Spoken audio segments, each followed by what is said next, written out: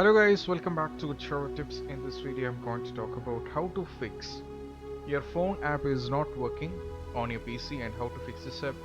So let's get started. So these are some of the instructions which you have to try out. So the first one, what you have to do is you have to check the battery level of your phone as well as your laptop.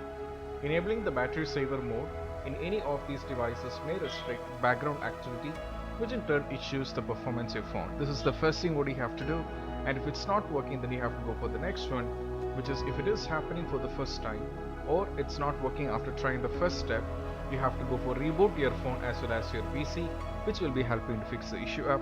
If it's not also working, then you have to check for any kind of updates pending for your phone in Microsoft Store, and you can update the application if it is required. And the fourth one is all about make sure that do not disturb option is disabled on your phone. Along with that, the notification of your phone are enabled on your phone. This is what you have to do.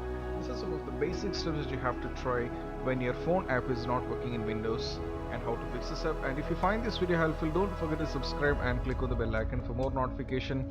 See you soon in the next video. Peace out.